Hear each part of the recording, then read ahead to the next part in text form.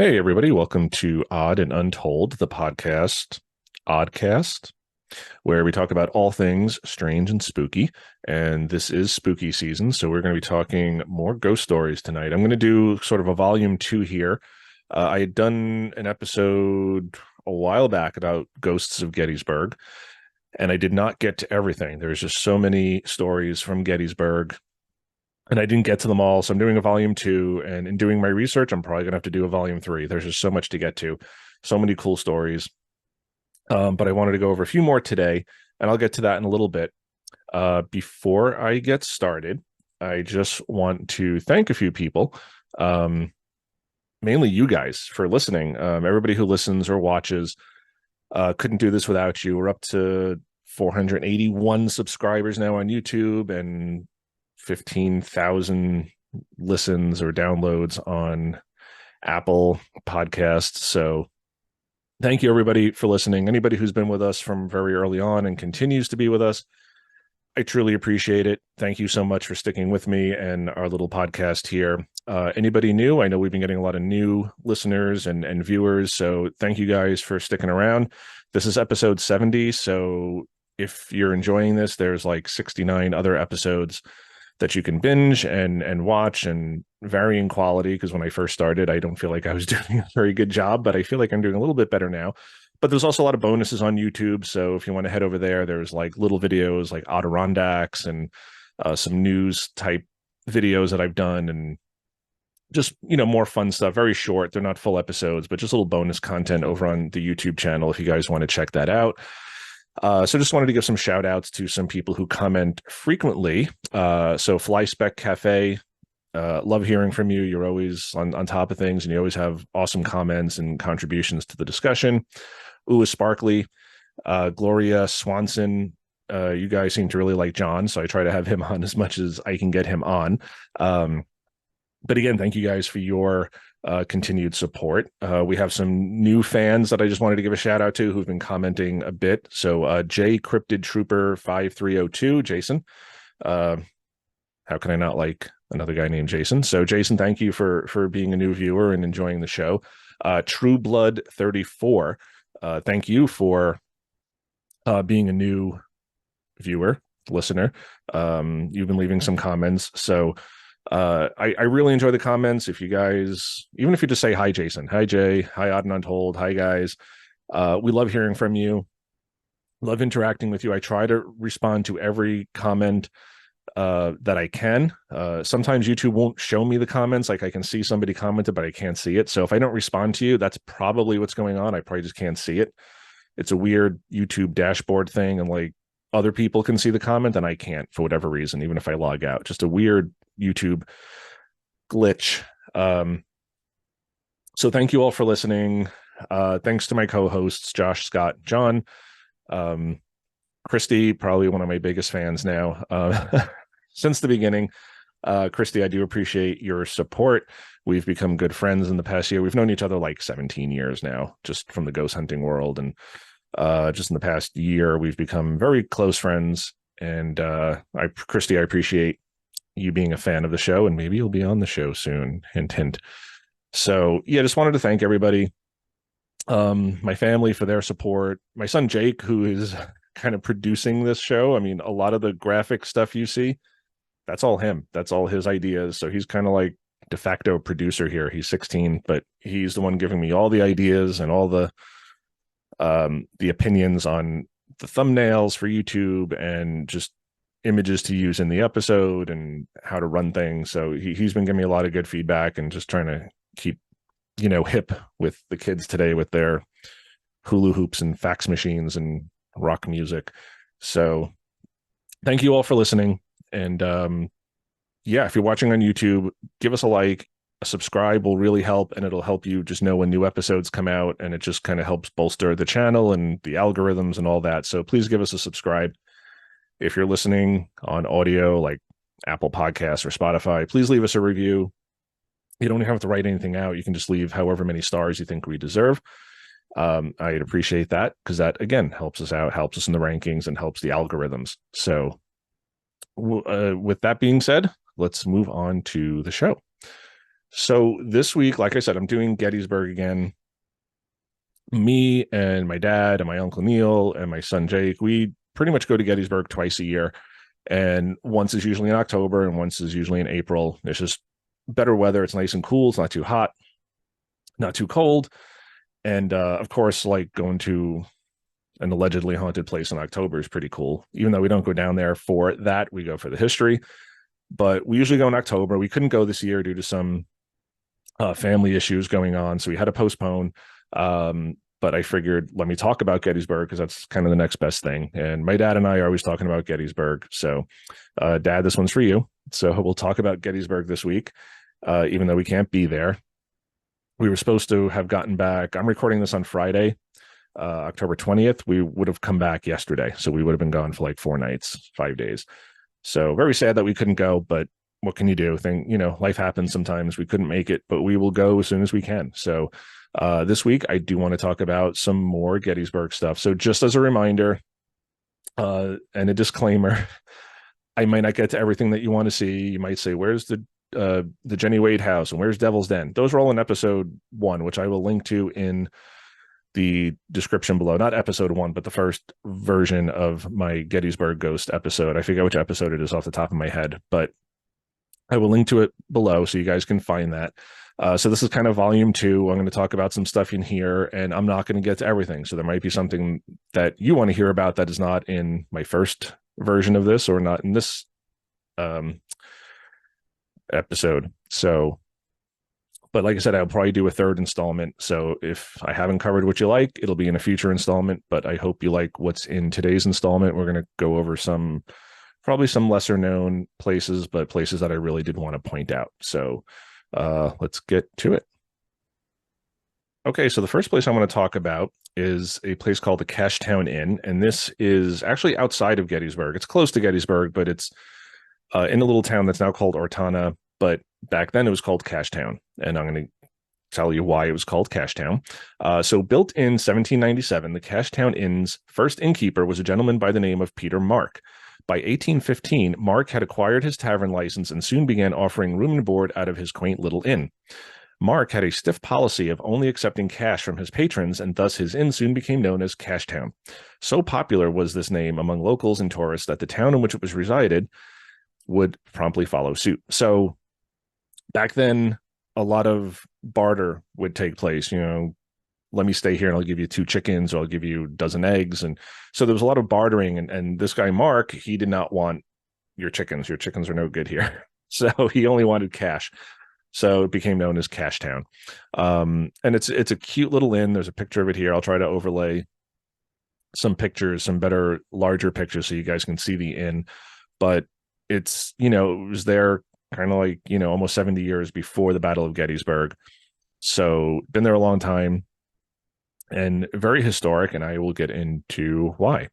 So basically what had happened is when the Confederates were coming into town, they came down, which is now Old Route 30, into Gettysburg, but they had to pass by the Cashtown Inn. And again, here's a photo of General Lee and his Confederate soldiers, and just hundreds and hundreds and hundreds of them go way back on the road, kind of passing by the inn.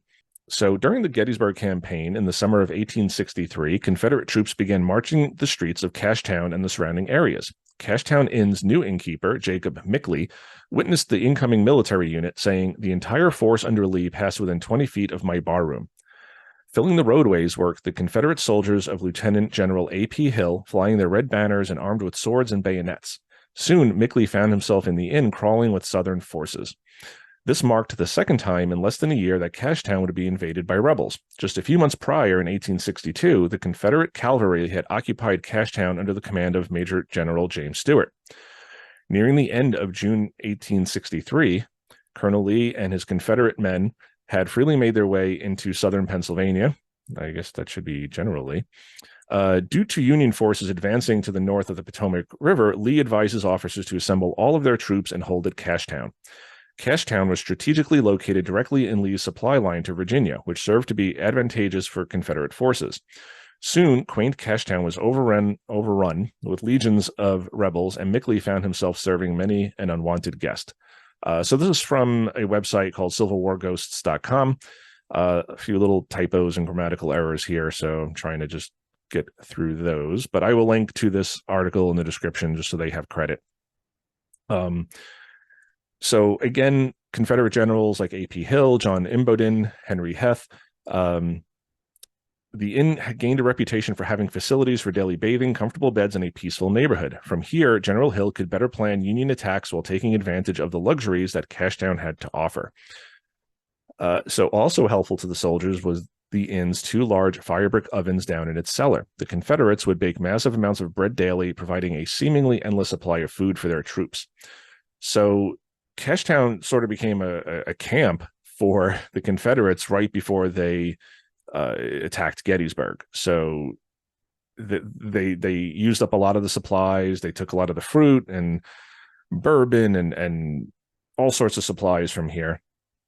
And they stayed here until they invaded. And it's funny that the fire brick ovens, we had stayed here a year and a half, maybe 2 years ago. We stayed here for a few nights, and the new owners, the current owners, Jeremy and Danielle, who are awesome, took us down into the cellar and kind of showed us what was down there. So it was very cool. We got a really nice tour. We got tours of parts of the inn that are not accessible to the public right now because they're being renovated.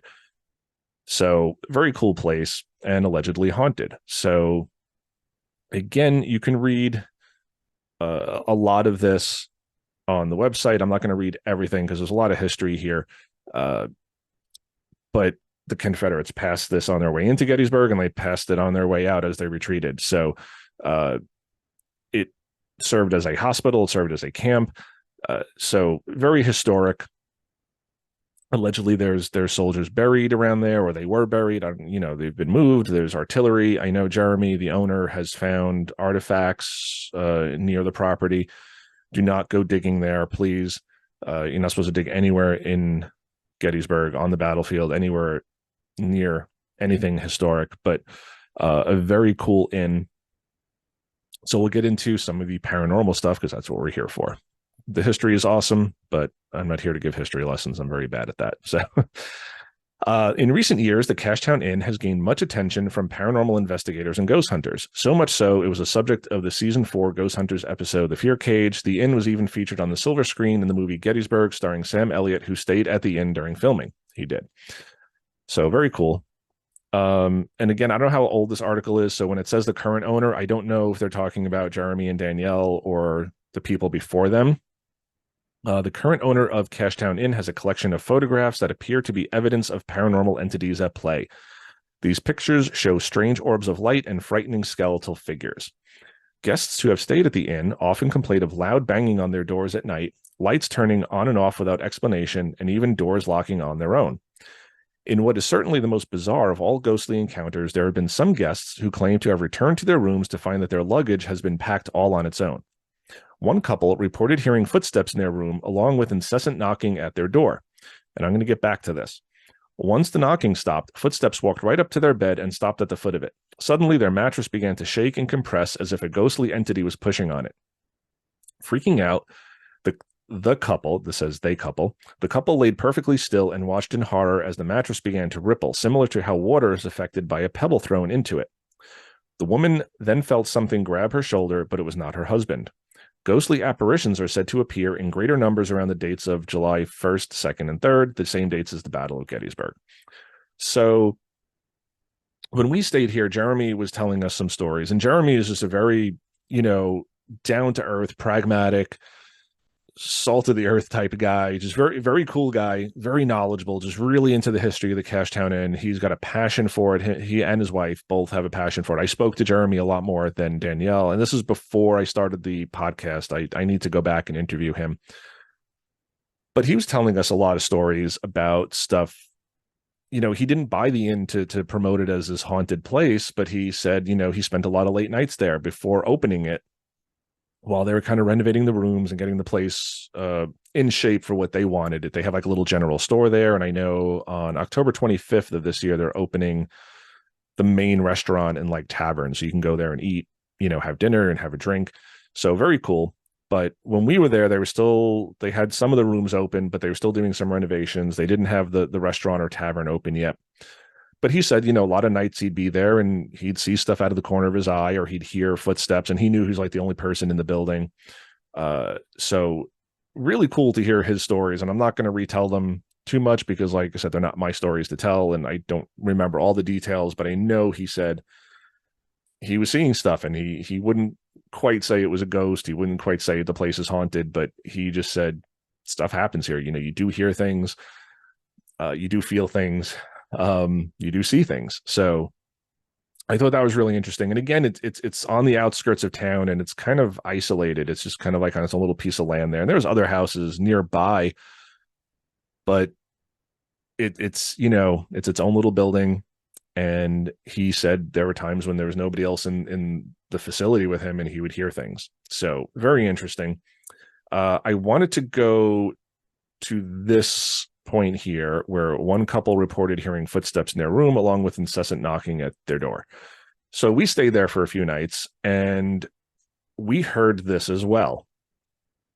The footsteps were really just, my father had the adjoining room to where I was staying, and if he was up walking around, you couldn't really tell he was walking around, but you could hear the floorboards. So I would text him and I'd be like, "Hey, are you walking around?" He's like, "Yeah, I just went up and went to the bathroom, or I went up and turned the TV on," or whatever it was.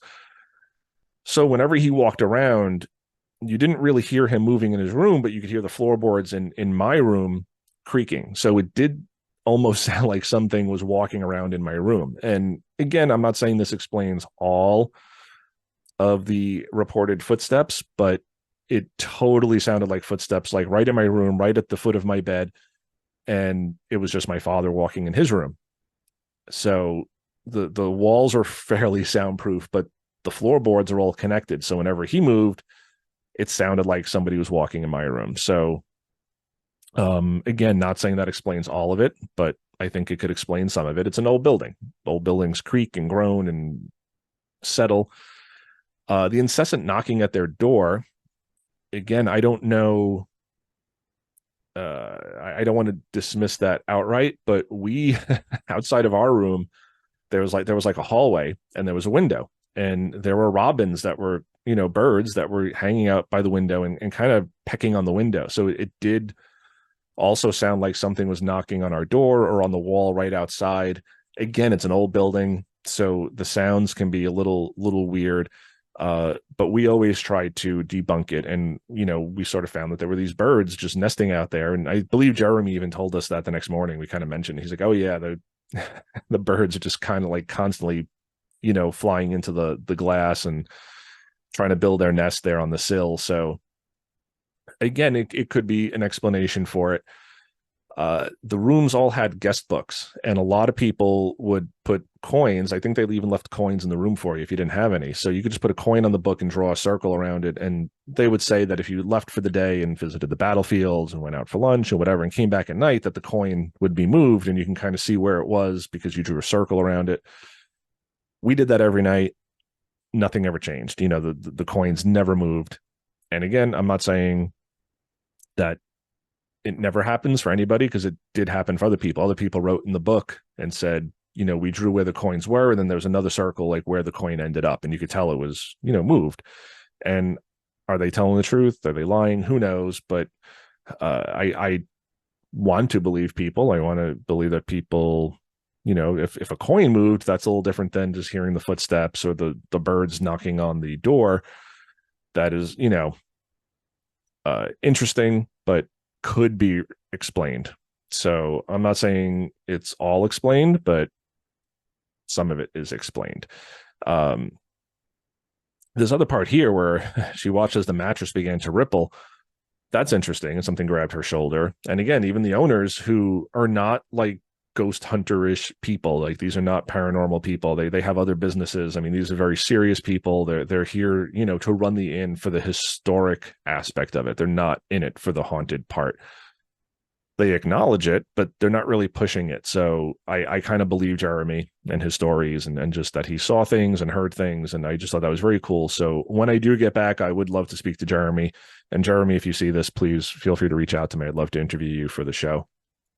So the conclusion here, in recent decades, Cashtown Inn sadly began to deteriorate And yeah, I know the previous owners kind of left it, the people right before Jeremy and Danielle kind of let it fall into disrepair. And from what I heard from people, and there's reviews on Yelp and from other people I've spoken to, they were just not very good at keeping up the inn, and they would cancel people's reservations to allow ghost hunters to come in and charge them extra, and the TV shows. So really kind of shady business. But like I said, Jeremy and Danielle are really building it back up. They're just great people. Every night, Jeremy would just kind of sit in the parlor with us and talk to us, or sit out on the rocking chair on the porch and talk to us and just tell us about the history and all the things he's researched and stuff that he found out about the place. So just a really cool place. If you're in Gettysburg, check it out. Stay there. The rooms are awesome. Jeremy and Danielle are just great people. Their staff is great. It's a cool little place, and it's 10 minutes outside of Gettysburg. I mean, you're not right in the center of town, but very historic.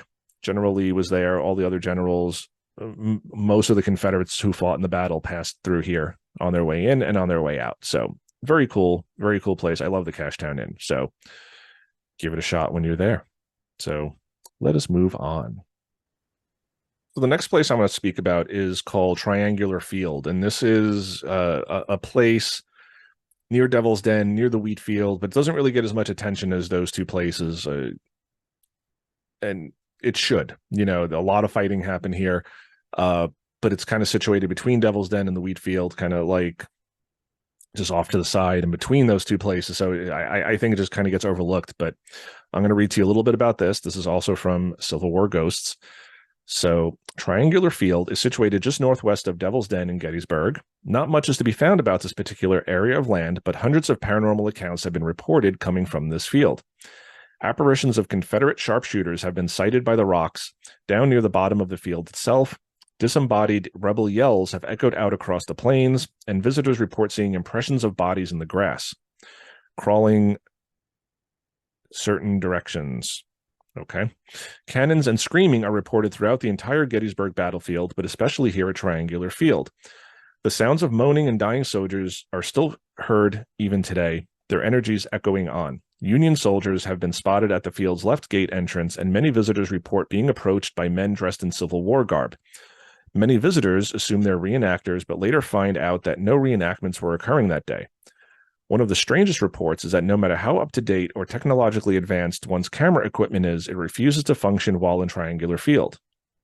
Photos taken are later found to be nothing more than blank screens and white film. Distant sounds of wartime drums have also been heard soaring across the fields at Gettysburg. Most visitors who dare to step foot on the battlefield itself, or even in the surrounding buildings, leave the area with a paranormal story, whether it be a sighting of a full-body apparition or just a whisper from an unseen soldier in their ear. Due to its tragic history, the Gettysburg battlefield and its surrounding areas are crawling with ghostly soldiers and those who were involved in the skirmishes, from active fighters to the nurses who tended to the wounded behind the scenes. The lives lost at Gettysburg are truly astronomical, and one would be naive to think that the horrors of the scenes witnessed here, as well as the terror felt by the dying, wouldn't leave an energetic imprint on the entirety of the land. 40,000 men died or suffered significant injury on this area of land, and that energy can be felt to this very day. Just setting foot on the ground at Gettysburg is a sobering experience. Taking in the vastness of the grasslands, knowing that there are hundreds of bodies buried below your feet as you walk, unmarked graves dotting the landscape. The land as a whole is truly choked by the negative attachments that were born here years ago. So, Triangular Field does have a reputation, and there are lots of reports of gunfire being heard and cannon fire, and I've heard it. And it's usually just hunters off in the distance, or people at shooting ranges, or just other reenactments going on in other parts of the battlefield or in town or whatever, that they're shooting off guns or muskets that you hear and you can't see it because it's far enough away. And I mean, Gettysburg is just flat farmland, so the sound really carries. So again, it's hard to tell how much of that is actually paranormal versus how much of that is just somebody at the shooting range or somebody hunting, because we've come across deer stands there, especially like on East Cavalry Field and just on the outskirts of the battlefield itself. There's lots of areas that are just posted land, like people go hunting. So hearing gunfire is not unusual, and it's not paranormal all the time. I'm not saying not all of it is, I don't know. But my guess would be that 99% of any of the gunfire or cannon fire that people are hearing is just locals hunting or at shooting ranges. Screams, moaning. Again, there's a lot of those stories. The story of the reenactors, like people see soldiers in uniform and they think they're reenactors, and then they find out later there's no reenactments that day. That's another one that's kind of iffy, because there are a lot of people, even when there's no official reenactments at Gettysburg, there are people who just dress up and walk the battlefield. And some of them are like licensed battlefield guides. Others are just people who do it for fun. We met a young guy once who's probably in late teens, like 16, 17. So not late teens, but in his teens. And his great grandfather fought for the Confederates, and he kind of crossed Pickett's charge, and he was in full uniform. And it's weird, like when you're on the battlefield and you see someone who looks like General Lee, with the long white beard and the hat and the full regalia, and you'll see them talking to people sometimes. But if you don't, like, it could be like, oh, like, is that a ghost out there? Like, there's a guy out in uniform and he looks like he's from the era. So people do dress up in the Civil War garb, and they're not part of official reenactments. So you could see somebody and then turn, your attention somewhere else and turn back, and that person's now gone, and be like, oh, that was a ghost. Maybe not. I'm just saying all these things have to be taken with a grain of salt. I'm not saying that it's not haunted, but I'm just saying I feel like a lot of things can be explained. As for, and this is probably the most famous account or phenomenon at Triangular Field, is that your camera equipment won't work, your phones won't work. Again, no matter how up to date or technologically advanced one's camera equipment is, it refuses to function while in Triangular Field. I go to Triangular Field every time we're there. We've been going like twice a year since 2014. Some years like just once that year, because again, things will pop up. But I've been there many times, and my camera has never once malfunctioned in Triangular Field. I take videos, I take pictures, they all come out fine. My battery doesn't drain. I don't get these like white screens or blank screens that they're talking about here. So it's one of those things where some people will tell you it always happens. It's just, no matter how up to date, no matter what your technology is, no matter what your equipment is, it'll fail in Triangular Field. And I've never had it fail once. So again, I'm not saying it doesn't fail for people. I'm just saying it's not really a replicatable phenomenon, because it's never happened to me. And I'll even try to throw up some video here or photos here from the Triangular Field where it's just perfectly fine. Never had an issue. Hey everybody, here we are in Gettysburg, walking down to the Triangular Field. Apparently there's a lot of paranormal activity out there. There's a lot of fighting there, but apparently cameras and electronic devices aren't supposed to work there. We're already kind of on the field, and my phone is working perfectly. But that's where we're going, back there. And that takes us to the base of Big Round Top.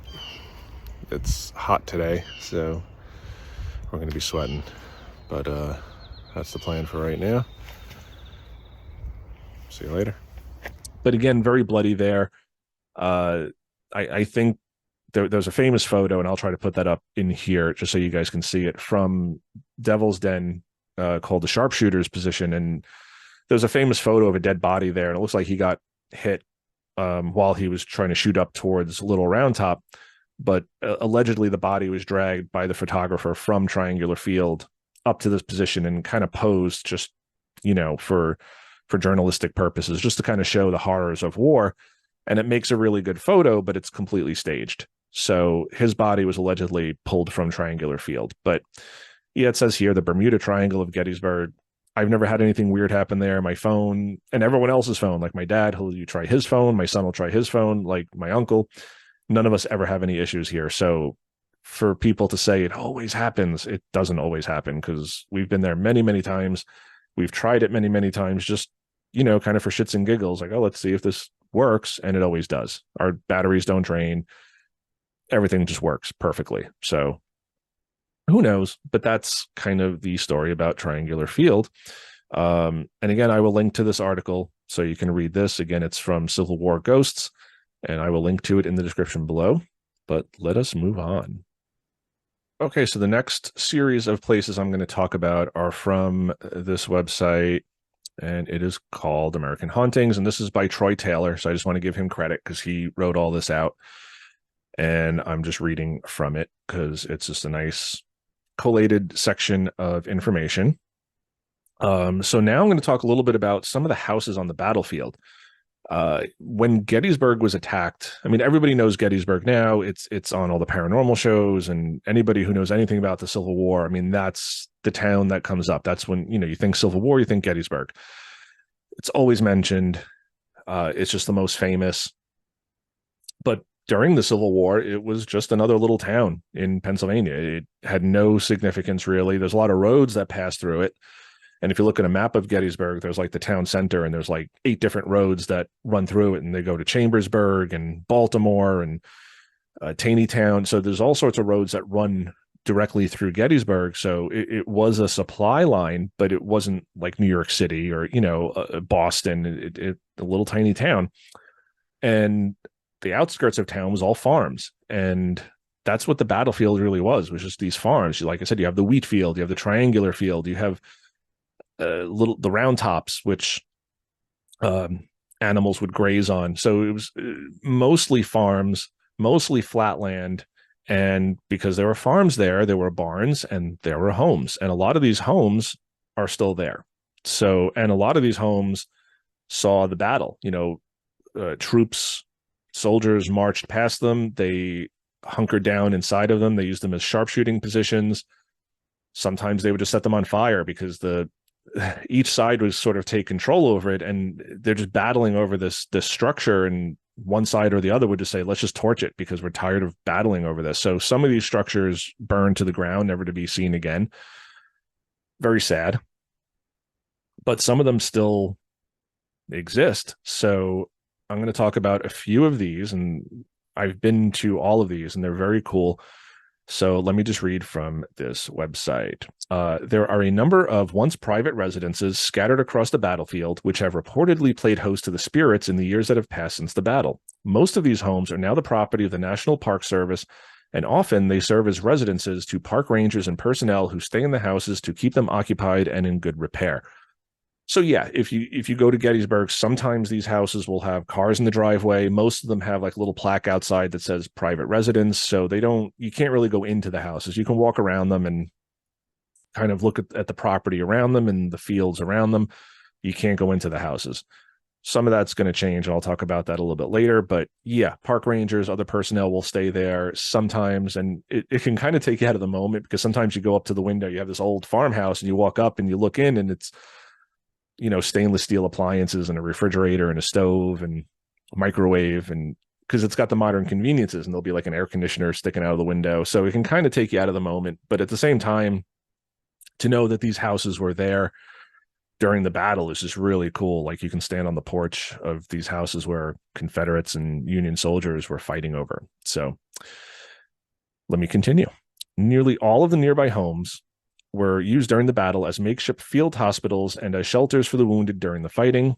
Many believe that such incidents may be what has caused them to gain reputations for being haunted over the years. Perhaps these traumatic events served as catalysts for the ghostly events which have allegedly followed.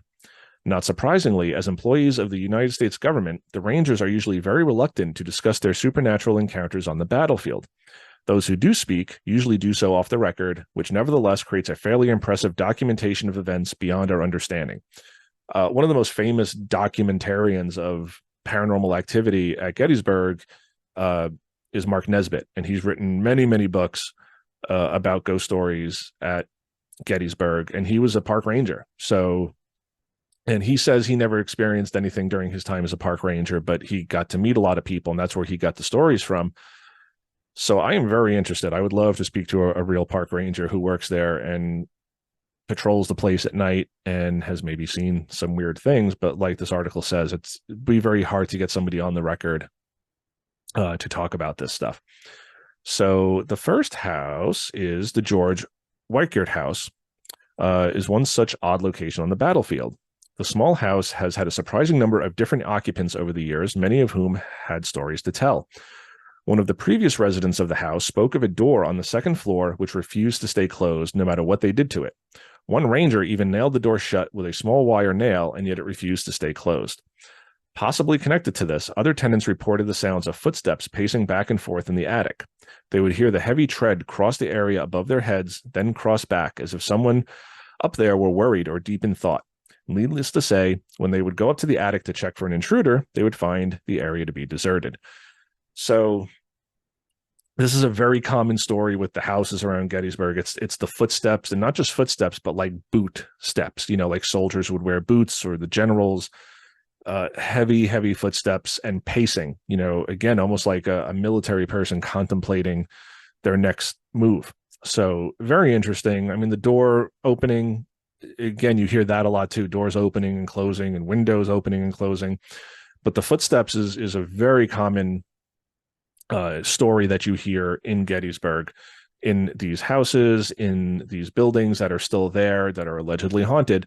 And it's always kind of like the heavy footfalls, the pacing footfalls. It's not just somebody walking across the room. It's back and forth and back and forth. So very interesting. And this house has a rock nearby it where a soldier was wounded and died, and his compatriots sort of etched his name in the rock. And we found it, and I'll see if I have pictures of it on my phone. I probably do. I don't know how well the etchings came out, but they etched like his initials and I believe his regiment in there. So it's on this rock, and it's way back on the property. We kind of had to go through the thicket and overgrown grass. We were there in the summer when we found it, and it was just overgrown and all sorts of horrible wasp-like bugs. But we did find it.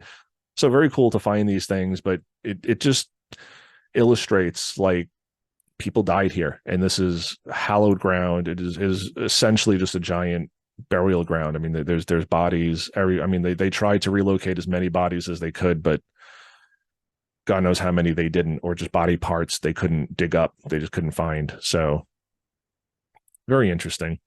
The next one I want to talk about, and this is one of my favorite places on the battlefield. It's a cute little, just unassuming white house, right as you kind of come out of the park. If you kind of going past the Pennsylvania Monument and you're coming out to go back towards, God, I forget what that road is called, but like Wheatfield Road and there's like a water treatment facility there. But it's called the Hummelbaugh House. So I'm going to talk about this. The stories say the cries of Confederate Brigadier General William Barksdale can still be heard on certain nights. Barksdale was wounded while leading a charge on Seminary Ridge and was brought to the Hummelbaugh House. According to an officer from the 148th Pennsylvania Volunteers, Barksdale was last seen lying in front of the house, and a young boy was giving him water with a spoon.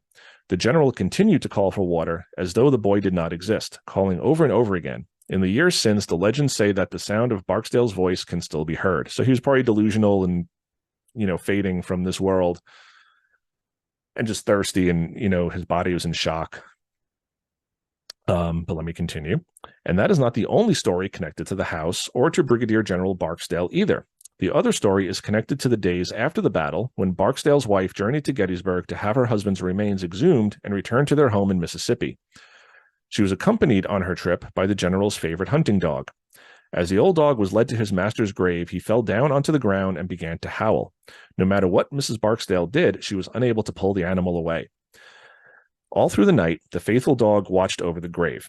The next day, Mrs. Barksdale again tried to lure the dog away, but he refused to budge, even though the general's remains had already been loaded onto a wagon to begin the journey back to Mississippi. Finally, saddened by the dog's pitiful loyalty, she left for home. For those who lived nearby, the dog became a familiar fixture during the days that followed. He would occasionally let out a heartbreaking howl that could be heard for some distance. Many locals came and tried to lead the dog away, offering him food, water, and a good home.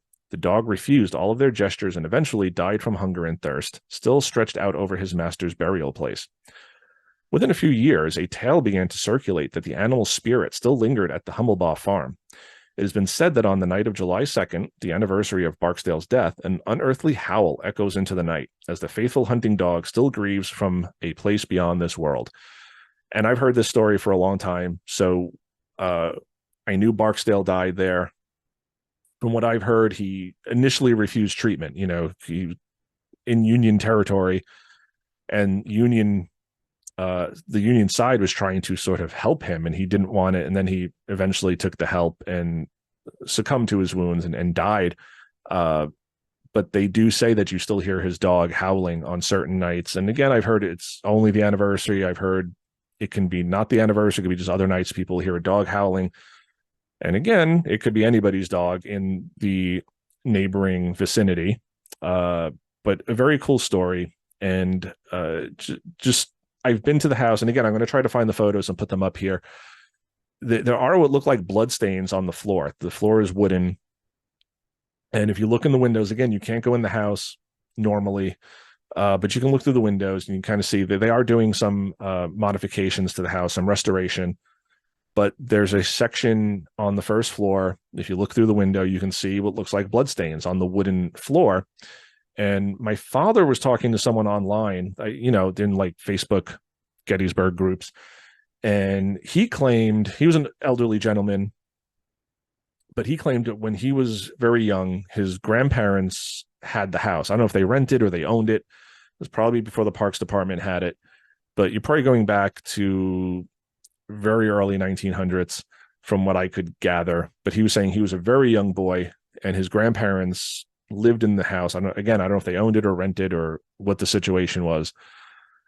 But he was always told that stain was from Barksdale, where he laid and bled out. And I believe he said there was stuff that went on in the house, that they would hear things and that it was definitely haunted. And again, take this with a grain of salt. This is somebody online telling my father this as they were talking in the group. And I don't know how true it is. I don't know if he actually really lived there. Information about this is hard to find online for perhaps obvious reasons. They just didn't keep a lot of records back then about this stuff. And I don't know. But this guy claimed to have lived there and in the Hummelbaugh House. And it's a very small house and it's kind of isolated. You're just going down this road as you're kind of leaving the battlefield proper. And it's just there on the side of the road. But we'd always stop there. I always get like really nice shots of the sunset there. And it's just a quaint little house. And it does have a little bit of a feeling to it. I will admit, and even as a skeptic, like you go there and it just has a little bit of a sad feeling, even without knowing the history. But Barksdale allegedly died there. So let me move on to another farm. All right. So the last one I'm going to talk about is called the Rose Farm. And this is a place I've been to many, many times. And there's actually many photos of the field behind the Rose House and the Rose Farm of soldiers just on the battlefield. And there's rocks, like big boulders in the background. And the author, Frasinito, I'll have to put his name up on screen here just so you guys can see who it is. But he did a book, and there's all sorts of comparison photos from the modern landscape and the pictures that were taken like a day or so after the battle was over, showing where these bodies were. So you can actually go to the battlefield, you can go to the Rose Farm and find these rocks and kind of see, if you have the photo, the old photos, you can kind of match up and see like, okay, there was a soldier laying right here, like right by this rock. And you can tell it's the same exact rock. And there was one time we went there and there was actually a local, he must have been a local historian or just a hobbyist, but he had taken the photos and printed them out and gone to each location and kind of had them like on a little metal stand and put them like where these bodies were. So you could walk around, and he wasn't official. Like I said, he just like a hobbyist, but he did this one day and we were there and it was great to talk to him. I'm sorry, I forget your name, sir, but he kind of had these photos all laid out so you could see the photo and see exactly where the photo was taken and what's showing and just all the bodies that were there. And it's just so sad. But I'm going to read a little bit about this. The Rose Farm. During the battle, the house was used as a field hospital and burial ground. Hundreds of Confederate and Federal soldiers were buried in rows all around the house and property. They would later be exhumed in November 1863, although the claiming of the bodies and the reburials would continue on for years afterwards. And this is kind of what I was saying earlier. Like there were just so many bodies buried and body parts, and they did the best they could to kind of map these out and the exhumations, but you know that they missed some. So there are still bodies at Gettysburg.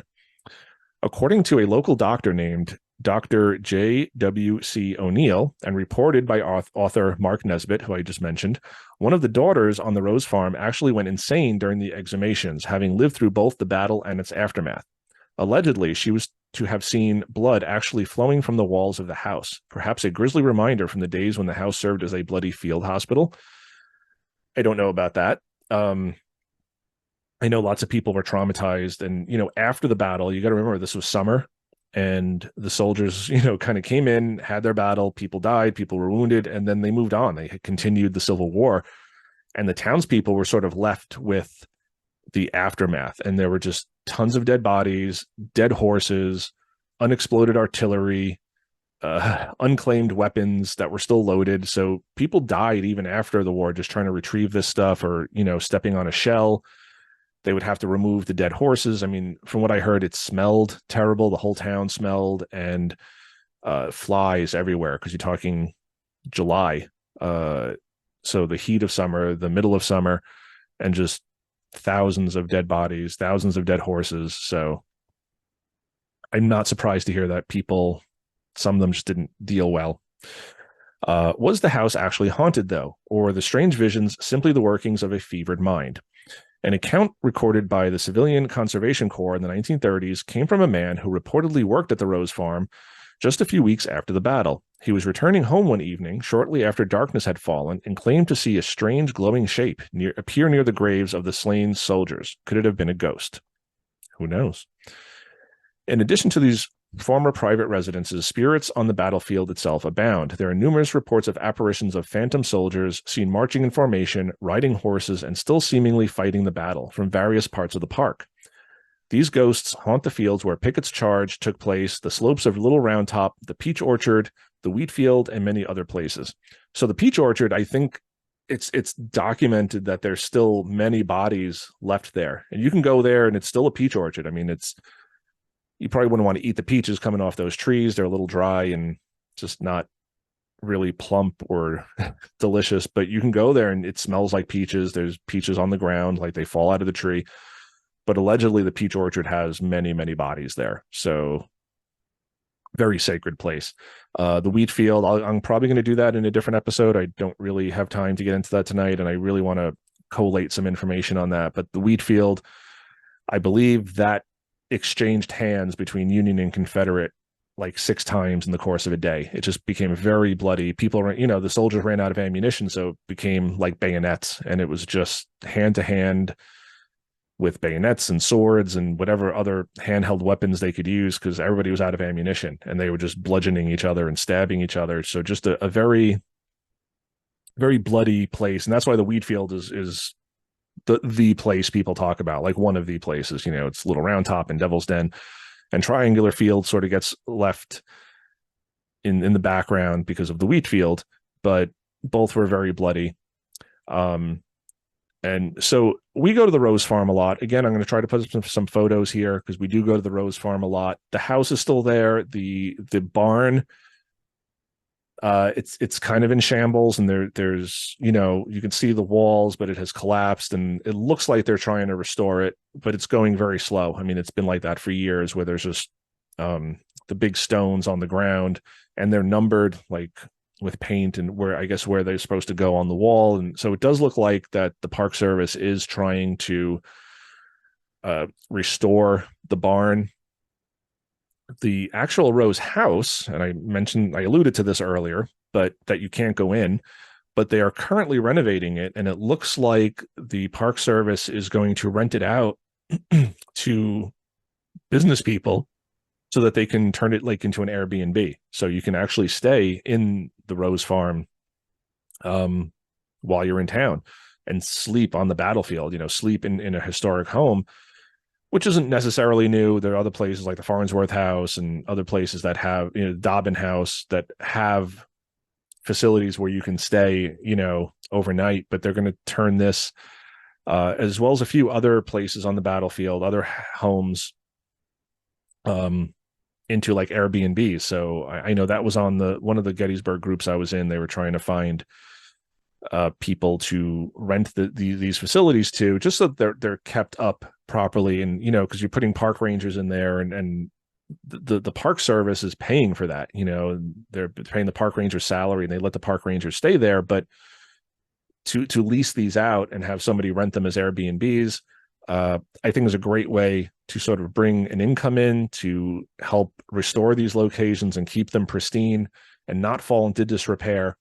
But to also sort of monitor, to be on Airbnb, you got to be registered and sort of background checked. And so I do understand some people are not thrilled with that, but I also think as long as it's monitored properly and the right people are allowed in, you can't just let anybody come in. It's got to be somebody who's been vetted through Airbnb. I think that's a great way to bring some revenue to the park and just let people experience these historic places and stay on the battlefield. And again, I just hope everybody has that respect and maintains that respect for the battlefield. So again, lots of ghost stories, lots of allegedly haunted places, but it's a huge battlefield. There's tons of buildings, tons of homes, barns, restaurants, places in town. And you hear these stories of people in uniform, apparitions in uniform. Again, are they reenactors? Are they just hobbyists? Who knows? I've never seen anything really at Gettysburg. I talk a little bit about it in the previous Gettysburg installment, that I've had a few weird things happen to me there, but nothing I could really point to as being definitive. Triangular Field, I'm going to stop sharing this right here, but Triangular Field, never had a problem with my equipment. Phones work, cameras work. I think I've even brought an EMF detector once or twice, and no readings. I mean, nothing. So again, I'm not trying to disparage or discount anybody else's experience, but it just hasn't worked for us. And we've tried it numerous times, and we've never had an issue. So there you go. Some more Gettysburg allegedly haunted places in Gettysburg. And I'm going to have to do a third installment because I didn't get to the wheat field. I didn't get to the Doubleday Inn, the place where General Reynolds died. Like, there's so many places more that I want to talk about that are really cool. But I don't really have time to get to them in this episode. So I hope you guys enjoyed this. I'm going to link to the original one in the description below, so you can watch back-to-back Gettysburg episodes about ghosts of Gettysburg. And one last mention I wanted to say, if you like our intro music, it's from a band called Riversend, and it's my friend Olivia Horowitz and her boyfriend Zach, and they're just so talented, and I'm so blessed that they let me use their music for the intro and the outro for the audio versions. And she's just got a fantastic voice, just haunting, and a lot of their songs are sort of like paranormal, spiritual related, like that ethereal sound, and just tones of, overtones of the paranormal and supernatural. And Zach is just a fantastic guitarist. I love his tone, I love his playing, and musician. I mean, they just do all the music. It's just the two of them, but they're great. So if you like that track, go give them a follow, go show them some love. Again, links to all their stuff is in the description below. And until next week, everybody, rock and roll, stay spooky.